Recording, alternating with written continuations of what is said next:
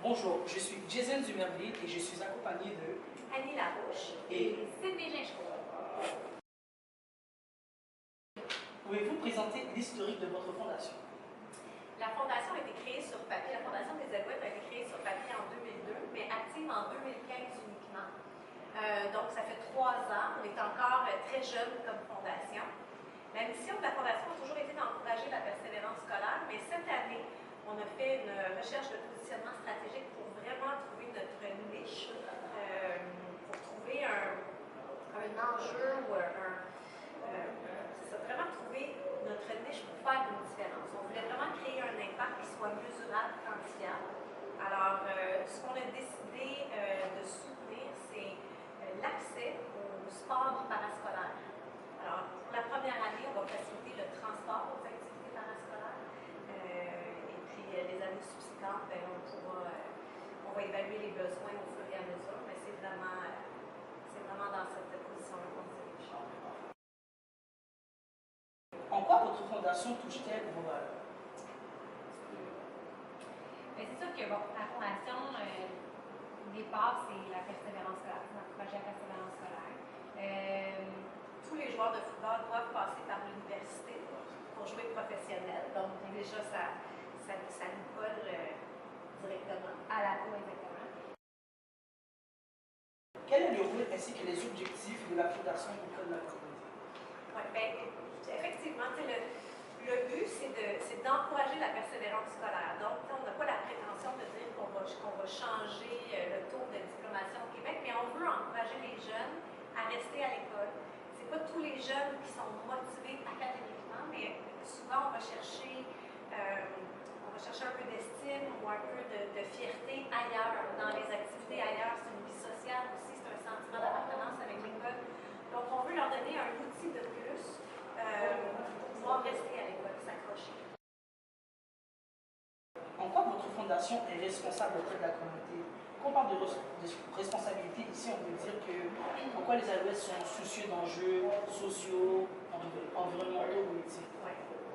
Bien, évidemment, on veut être un bon citoyen corporatif, ça c'est certain. Alors, oui, il y a des mesures qui sont prises en place, des mesures environnementales. Ça, évidemment, c'est pas mon département. Mais c'est très, très important pour nous d'être impliqués dans la communauté. On veut redonner à la communauté. C'est un privilège de faire partie d'une équipe sportive, d'avoir des fans qui nous aiment, qui viennent nous voir. Alors, c'est notre façon de redonner. Comme on disait, ça fait partie de notre ADN. On a un programme scolaire qui s'appelle Ensemble à l'école qui existe depuis 21 ans. On va commencer la 22e saison. Et c'est nos joueurs qui vont dans les écoles secondaires parler de la persévérance scolaire, de leur propre cheminement, d'avoir un plan B, des hauts, des bas, comment ils ont réussi à passer à travers, qui a été une source positive pour eux, qui les a aidés durant leur parcours. Il explique dans le fond comment on passe tout par là. Tout le monde a des hauts, tout le monde a des bas, tout le monde. Des fois c'est plus difficile, des fois c'est plus facile, mais c'est juste de trouver une manière propre à soi-même d'y arriver et de trouver des solutions pour eux. Quelles actions et dispositifs mettez-vous en place pour répondre aux objectifs visés et quels sont les moyens mis en œuvre? On parle de moyens, on parle de moyens financiers, humains, puis de communication, aussi pour faire parler de la fondation. Oui. Bien, comme je disais, on est assez jeunes, puis on a vraiment trouvé notre niche cette année. Alors, on commence tranquillement. Je pense que les meilleurs porte-parole sont nos propres joueurs, qui ont passé par le milieu scolaire, qui ont passé par l'université.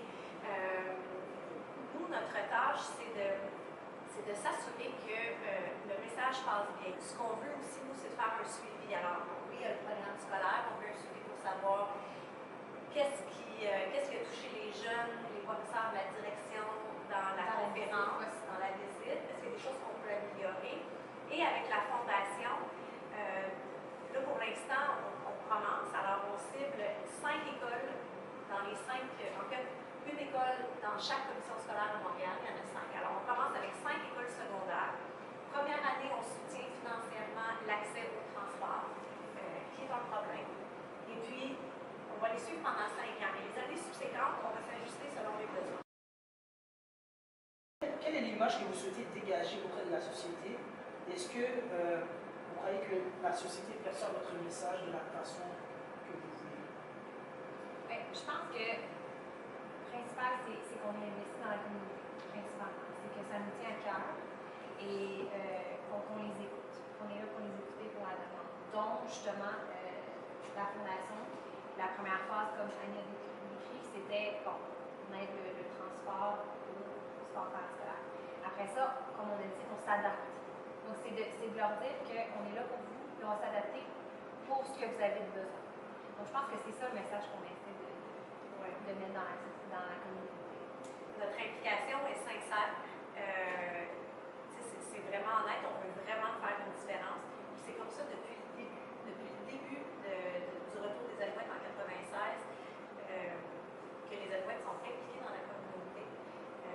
Souvent, c'est une implication qui n'est pas connue en général parce que tant mieux si on entend parler dans les journaux et tout ça, mais quand on le fait, c'est avec un réel envie de faire une différence.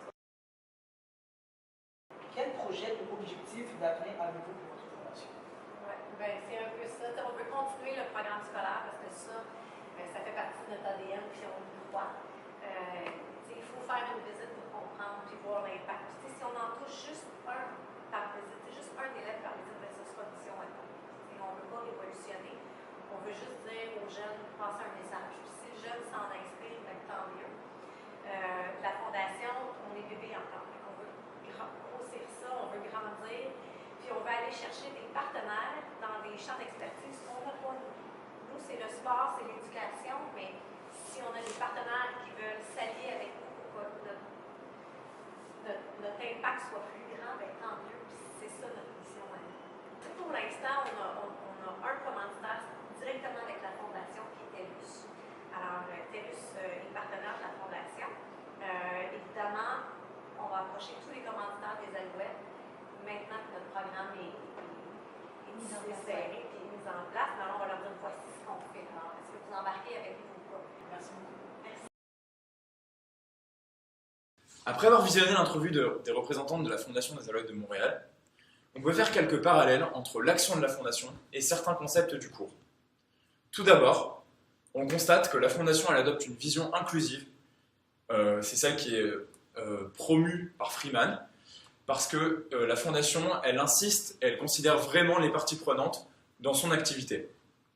Ensuite, les parties prenantes, celles qui sont liées à l'activité de la Fondation, elles peuvent contribuer de façon directe ou de façon indirecte à l'objectif de la Fondation, qui est d'encourager la persévérance scolaire, comme on l'a vu précédemment dans l'entrevue. Les parties prenantes sont principalement les Alouettes de Montréal, des partenariats qui sont faits avec des organisations à but non lucratif, qui sont également des parties prenantes. Les jeunes du primaire et du secondaire sont également des parties prenantes car elles bénéficient des services de la Fondation. Ensuite, les supporters, les écoles et le ministère de l'Éducation sont aussi des parties prenantes qui prennent part aux activités et qui sont impactées de façon directe ou indirecte aux activités de la Fondation. Ensuite, donc ces parties prenantes sont impactées de façon positive, donc on peut faire référence à un concept d'externalité positive. Donc par son activité, la Fondation elle est impliquée dans la communauté, elle génère des externalités positives qui impactent plusieurs acteurs, comme je viens de le préciser. Quand la Fondation aide les enfants à sortir du décrochage scolaire et à persévérer dans les études et à leur permettre de faire du sport, ça leur crée des nouveaux adeptes du football et donc des nouveaux potentiels supporters. Ensuite, je vais parler aussi de l'équité sociale. La Fondation elle permet l'équité sociale en favorisant la persévérance scolaire des jeunes. Tout simplement, elle aide les plus enclins au décrochage scolaire à vraiment persévérer dans les études. Donc, en conclusion, selon nous, la vision de la RSE pour la Fondation, c'est vraiment quelque chose d'altruiste, certes, comme on l'a dit, qui est totalement désintéressé, etc., vraiment pour le bien-être de la communauté, mais également, elle peut en profiter pour avoir des profits économiques grandissants.